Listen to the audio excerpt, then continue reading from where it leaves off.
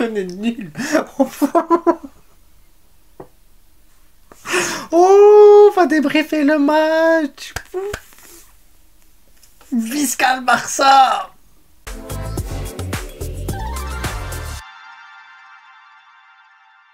Oh, aïe, aïe, aïe, aïe, aïe, aïe, aïe. Oh, aïe, aïe, aïe, aïe, aïe, aïe, aïe. Les gars, je dois... Une D4, une D4, on a le niveau d'une D4 les gars. On a mis l'équipe type, oui, parce qu'on peut considérer qu'Oriol c'est pas... Voilà, mais ça reste un joueur du Barça, les gars, du Barça.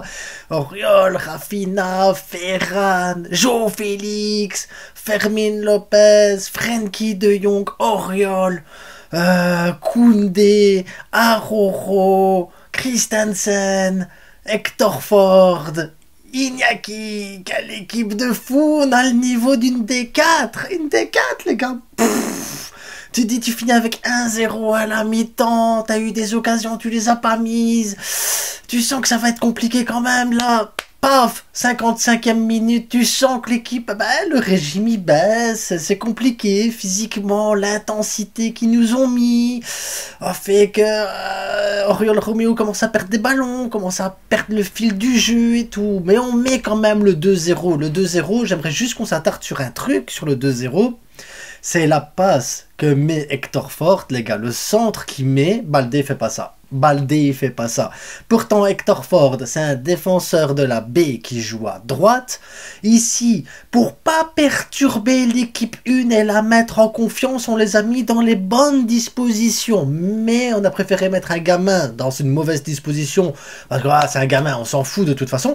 Il a fait son match. Il a fait son match. Et le centre qui te met, franchement, il est beau le centre. Il est beau. Attends, Rafinha, il met la tapine, il doit faire la course. Ok. Mais le centre, il est magnifique. Magnifique le centre d'Hector Ford. Mais après, quand on est nul, les gars, c'est incroyable. On se prend 2 buts contre une D4. À partir de la 60e minute, t'as Gundogan quand même, Robert Lewandowski, Vitor Roque. Tu te dis, wow, Inigo Martinez qui est rentré 2 minutes. On va y venir aussi après. Et tu te dis, là on va jouer, on va avoir le ballon, on va dominer, on va... Non, rien, que nenni, j'ai envie de dire, que nenni les gars.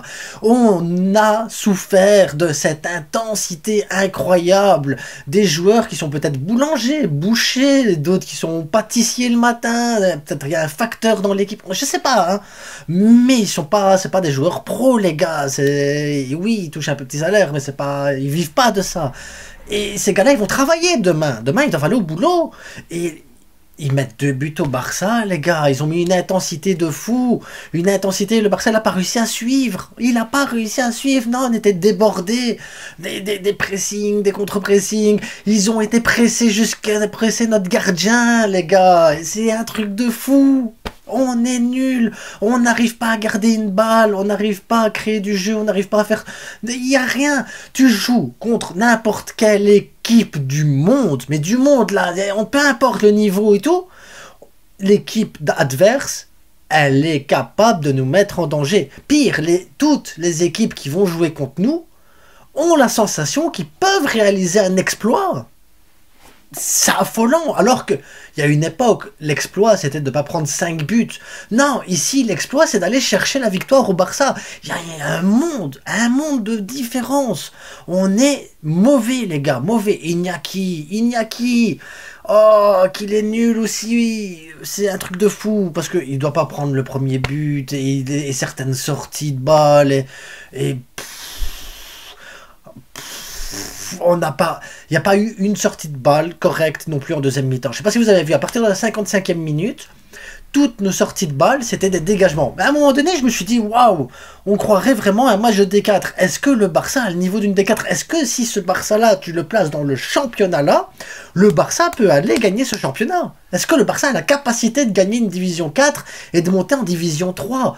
C'est ça la question. Est-ce qu'on est capable? Parce que il n'y a rien eu, João Félix, rien, Ferran Torres, Rien, Tiburon, il était où? Victor Roque aurait pu, il tire pas, tu sais pas. Robert Lewandowski il se fait bouger physiquement. Rafinha, je suis pas sûr qu'il. Je crois qu'il a réussi un ou deux dribbles simplement, mais voilà, c'est déjà plus que n'importe quel autre joueur. Donc, soyons contents, ouh, soyons contents. Fermin Lopez, lui, a montré de l'envie. Lui, c'est bien, les jeunes, ils montrent de l'envie. Frenkie de Jong a montré qu'il avait le niveau d'une division 1. Frenkie, voilà. Le reste. Le reste, c'est compliqué les gars, et heureusement on a un penalty encore, parce qu'imagine on n'a pas le penalty, imagine on n'a pas le penalty, c'est 2-1, avec la pression qu'ils nous mettent, on fait quoi? On prend le 2-2, je suis sûr on prend le 2-2 sans le penalty, c'est certain même, parce que Garcia il met une tête là, elle passe pas loin, il était tout seul dans le rectangle, des erreurs d'amateur, un truc, on est nul, on est nul. Barbosa, là, ils nous ont tués, c'est un truc de fou. Et là, maintenant, tu dois aller te dire, ouais, mais on est invaincu en 2024, nous, on est chaud, on perd pas de match, maintenant, ramenez-nous le Bayern, c'est ça, à mon avis, que les gens, ils ont dans la tête, c'est ça. Ah non, tu peux pas, ici, déjà, Osasuna, Super Coupe d'Espagne, oh, ça va être compliqué, les gars, Super Coupe d'Espagne, Osasuna, c'est quoi, c'est jeudi, je pense. Parce que je sais pas c'est quoi l'équipe 1 hein, maintenant. Je vous jure, je sais pas c'est quoi l'équipe 1. Lewandowski, Félix, Ferran, Rafinha. Qui on doit mettre? Frenkie, ok, mais Gundogan, on l'a pas vu sur ça, on l'a pas vu. C'est quoi notre équipe 1? On a un niveau. Et Inigo Martinez, les gars. Feuille de match, il rentre, une minute après, il sort. C'est quoi ce staff médical? C'est quoi ce staff médical qui sait pas dire oui, voilà, il faut encore attendre un petit peu? Non, le gars, il a fait un contrôle de balle, c'est fini, il est out. Combien de temps il va être out maintenant? Ça veut dire qu'on a personne à Cancelo, pas d'Inigo.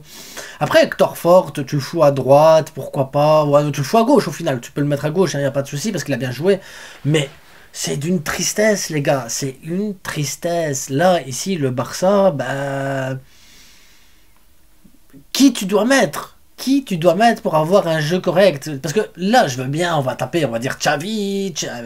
Les gars, c'est une D4. Les joueurs, à un moment donné aussi, il faut un peu se bouger le cul. Les gars, l'équipe adverse a fait un pressing. Ils ont essayé de contrôler la balle. Ils ont joué avec leurs armes. Et ils nous ont mis une pression. Une pression, moi je me suis dit, ils vont marquer. Hein. Ils vont marquer, ils vont avoir un corner, une rentrée en touche, une balle déviée, ils vont en marquer un autre.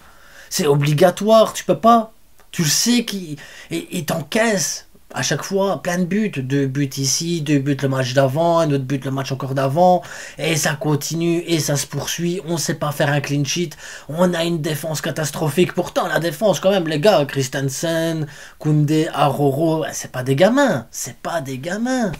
Tu peux pas laisser passer ça, Oriol Romeo, je veux bien, il est nul, mais les gars, ils avaient compris, Oriol Romeo, il a la balle, tu presses dessus, et le gars, il est en division 1, il joue au Barça, il porte nos couleurs, il porte ce maillot, Oriol Romeo, il le porte, et pourtant, il a pas le niveau, tu t'aurais Carbonel, Garcia, j'ai oublié le nom de l'attaquant, n'importe tu les mets là à la place de, il est meilleur, ils sont meilleurs, bah ouais, on est nul, un truc de fou, on est nul, et